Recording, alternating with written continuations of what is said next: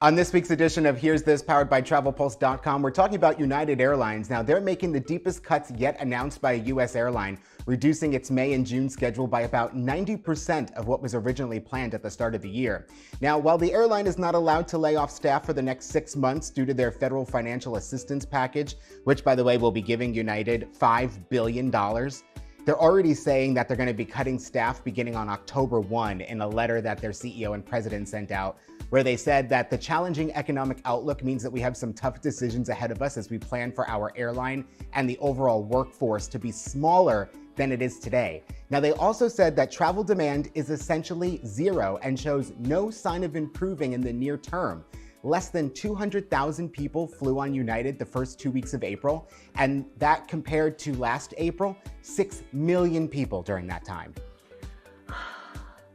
What's crazy is that we're talking about what is happening in October. The ripple effect through all industries that this is going to have for the coming years is just, it's almost like too big to wrap your mind around. But here's my question. Where is that $5 billion going to? That's my question. Well, part of it, they have to keep the employees paid through the month of September, through September 30th. Okay. But then now they're saying, right after September 30th, everyone's laid off, basically, because they cut their schedule by 90%. I mean, first of all, how many airplanes are they grounding? I mean, I know at Newark Airport, which is one of their largest airports, they're only scheduling 9 flights a day. What's just also so extraordinary is we don't have an answer. We don't have any kind of idea or even a glimmer of when it's going to be absolutely safe pretty much to do anything. So this is just such a mess. What a mess. I will be one of those people though on one of those first flights. Well, I was going to say, so let's stay on the topic of the airline industry for a second. Yeah. So here's a good topic of conversation that already has received some interesting comments on our Facebook page.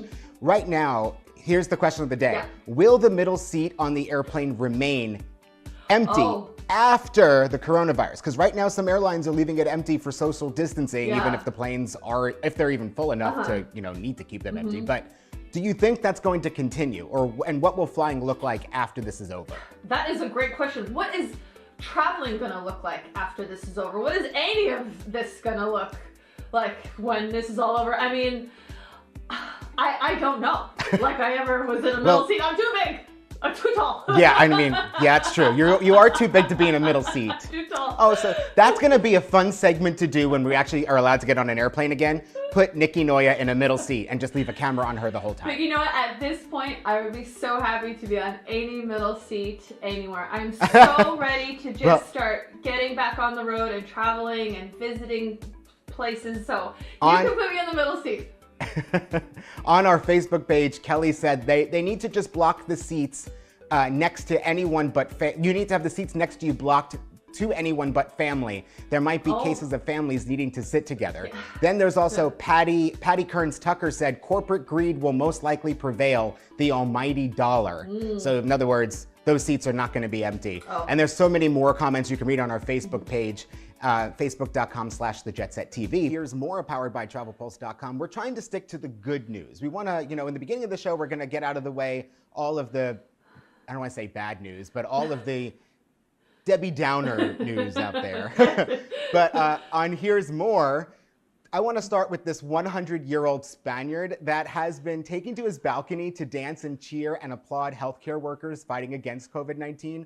Geraldo has been appearing on his balcony for a month at 8 p.m. every single night, and then a daily flash mob appears on the street to appreciate him appreciating the healthcare workers. I just get chills. I mean, I love this. I mean, dancing is such a part of the Spanish culture, but just seeing this man kind of keep everyone's spirits up makes me so happy to see, and he is just giving so much joy. He was moving. Yeah, he was moving. He really, he had the great rhythm. I love that guy.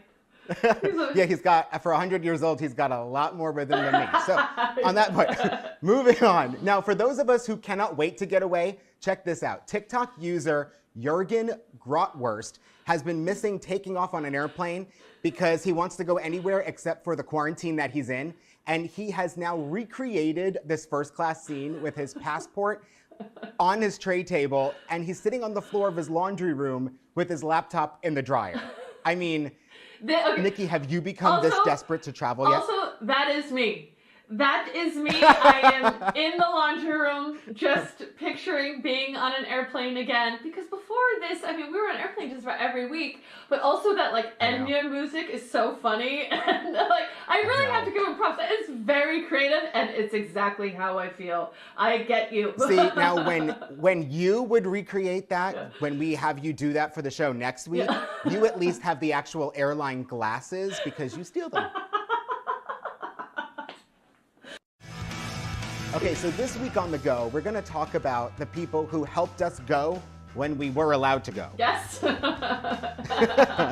And first, let's actually begin with the flight attendants out there because they're going through quite a tough time right now. They're putting themselves in harm's way every single day, and it's not going unnoticed. I know. I want to thank all of the gate agents, baggage handlers, TSA, security, just check-in counter. Yeah, just there are so many people.